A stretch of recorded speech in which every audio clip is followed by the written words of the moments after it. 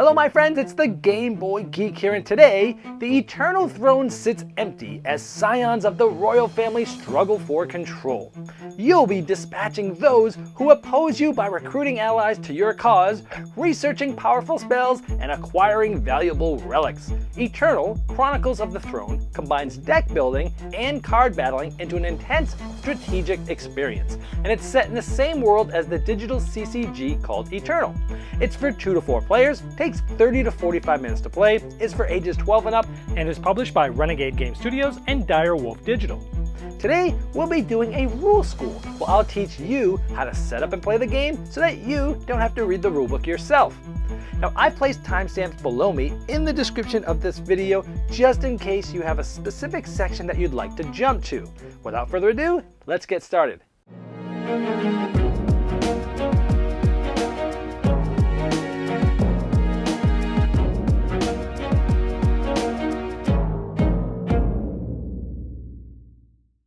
Eternal Chronicles of the Throne is a deck-building, card-battling game for 2 to 4 players where you're trying to be the last one standing with health. You'll start with a simplified deck, and over the course of the game, you're going to be spending power to buy more powerful cards to add to your deck. And as you get through your deck, the cards you bought will get shuffled back in, allowing you to use them. But some cards are special, allowing you to purchase them and play them right away by spending some warp tokens. And units you play on your turn are going to attack the next player on their very next turn, and if they can't defend, they'll end up taking some damage. And you can combo together units from a certain influence in order to trigger other abilities. And as the game goes on, once the Eternal Throne is revealed, other cards get special abilities as well. So let's see if you can build the best deck, have the best tactics to be the last one standing. To set up, you're going to take all the tokens and place them off to the side, but where they're still easily able to be reached. Each player will select a health tracker and make sure the health is set to the level of 25. Now, there's no difference between these, just the look, and if you're playing with less than 4 players, you can remove the ones not used back in the box. Next, you're going to give each player these exact 9 cards, and they're a little easier to find because they have a brownish bottom section here.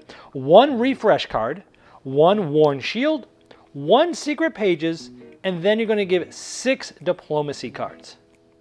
You're then going to find the 10 basic units, and you know it's the basic units because number 1, it says unit in the bottom left hand corner. In the upper right hand corner, it does not have a cost. Most normal units in the game will have a cost up here. These 10 will not. So you gather those 10 and you're going to shuffle them. And you'll deal 1 face down to each player. Now they all had 9 starting cards. This will be their 10th. Each player, when they receive this, secretly look at which basic unit they were given, and then they shuffle it into their draw deck. Each player is going to shuffle their 10 cards and place them in an area just in front of them. They're also going to gain 2 warp tokens from the supply, and you're going to want to make sure it has the lit up side up. Also give each player 1 player aid. Next, you're going to set up what's called the Forge. You're going to find the Eternal Throne card and place it like this. You're then going to find Seek Power cards. Now, these also have a brownish bottom. You're going to take 2 of these cards for every player there is in the game. In this case, you'll play with 3 players, so there'll be 6 of these cards. Any cards not used, extra ones, can be placed back in the box. You won't need them. You're going to place them face up on top of that Eternal Throne card. Next, you're going to find the 7 Veteran Mercenary cards and place them face up just to the left of that first deck. Next, you're going to take the deck of cards of all the ones that were not yet removed in the setup, keeping in mind that you may have removed starting cards for those that were not playing and some of the other cards we talked about, but the rest should be this Forge deck. You're going to shuffle that deck up, and you're going to place 6 of them face up like this. Randomly assign the start player. That player is going to draw 3 cards off the top of their deck. Cards are always secret to your opponents, but you're obviously looking at them. The next player clockwise is going to draw 4 cards, and if there are more players, all players further in turn order clockwise will draw 5 cards. The object of the game is to be the last player standing, meaning that you have health and none of the other players do. The game is played over multiple turns. Each turn, a player will have 3 steps to go through, taking actions, damage, and then clean up, and then it will go to the next player's turn clockwise. On your turn, the first step is to take actions. Now, the possible actions are to play a card from your hand. Remember, you have a certain amount in your hand at the beginning of the game. You could possibly purchase more cards from the Forge, or you could possibly block an enemy. You could take any of those actions any number of times and in any order.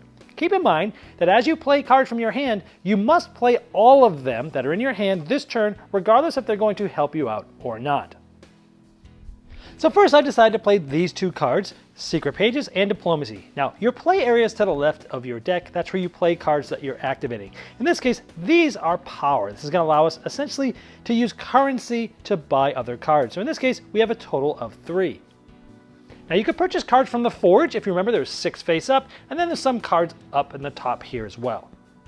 Now to purchase a card, the cost is in the upper right here. So as you can see, I couldn't afford this one, I only had 3. I could afford this single card, which is 3, or I could say buy this one and this one. Now remember, these are the ones that are sort of set up at the beginning of the game up top, and once they run out, they're gone for good, where these ones are sort of a one and done. For example, if I bought this one for 1, I would take this card, and I would place it in my discard pile face up, which is to the right of my deck, because over the course of the rounds, I'm going to end up running out of cards, and when I do that, I'll be shuffling my discard pile, placing it as a new start sort of draw pile in the deck building mechanism. So cards that you buy will come into your hand eventually, but not right away.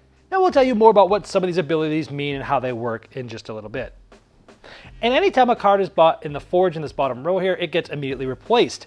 Ooh, I could have bought that one if I hadn't bought that first one because I had 3 to spend, but I can't afford it now because I spent 1, I only have 2 left. But let's say I want to buy this Veteran Mercenary, I'll simply take this card. And I'd also place it right in my discard pile like the other one.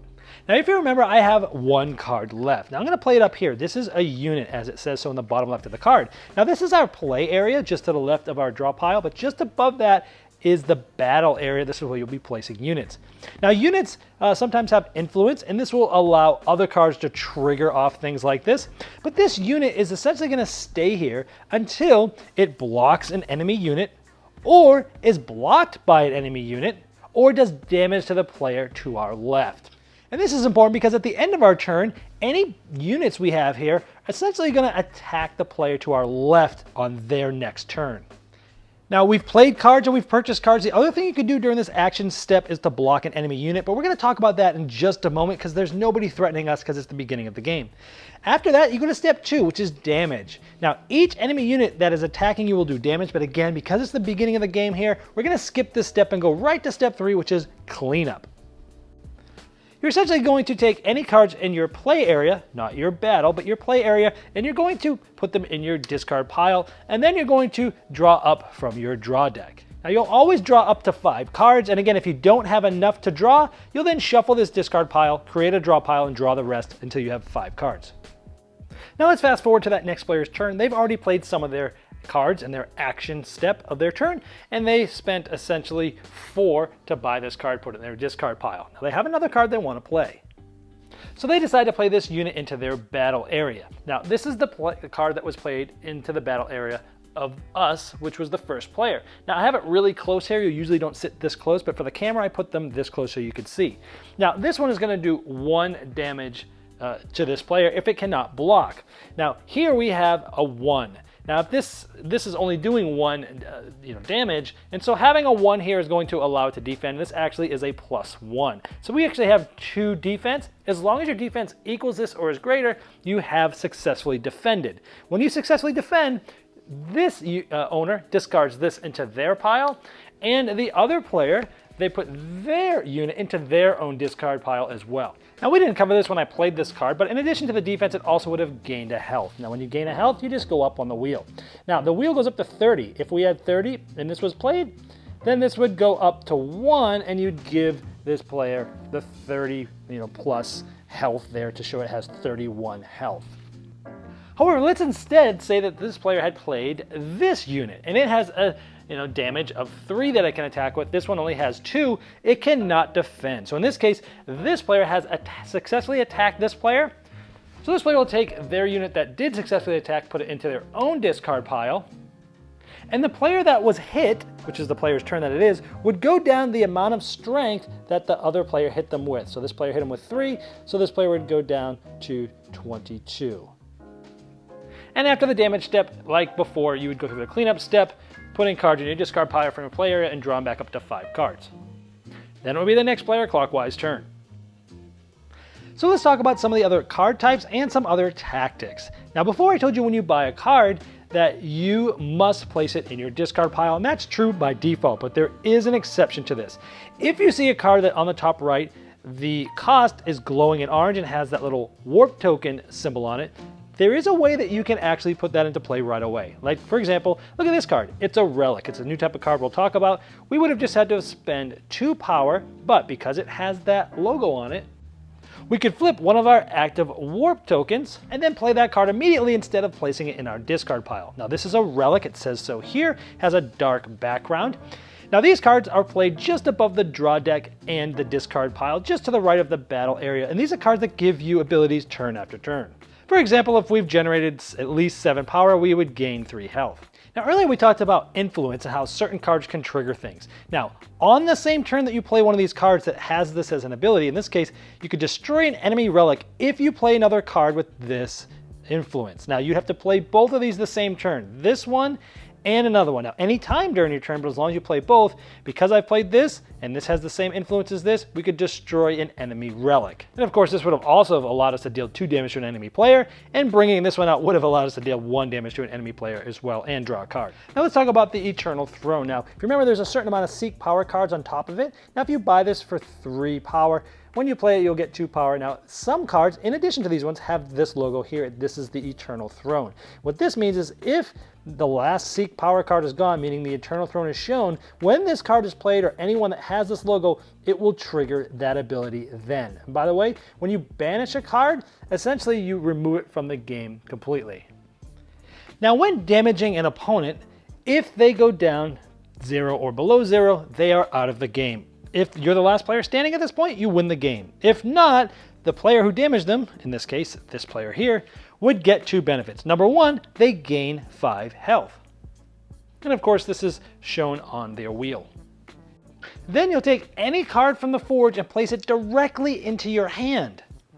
Now, some cards might allow you to add different tokens, like in this case, a 2 strength Yeti or a 1 strength Grenadin, and you essentially add those to your battle area, and when they're removed from there, you would just place them back in the token supply. And if you buy the Valkyrie Rings card, it allows you once per turn, you get to give one of your units the flying ability, and the Eternal Throne card, if it's shown, as we just showed previously, it also gives them +1 strength. And that flying ability essentially means it can't be blocked by a non-flying unit. That's all you need to know to get started playing Eternal Chronicles of the Throne. I'm not going to go over all the keywords and what each of the cards do, because on the player aid it actually talks about this on both sides of all the different types of things that can happen. And there's also special exceptions and things in the FAQ on page 12 and 13 of the rulebook that you can refer to. Well, I hope this helped you dive right into Eternal Chronicles of the Throne and get to the fun quicker than you normally would if you had to read the rulebook yourself. Now, if you have further questions about the rules, I've placed a link below me in the description of this video, and that's the best place to ask them, because not only will I be notified, but so will Renegade Game Studios.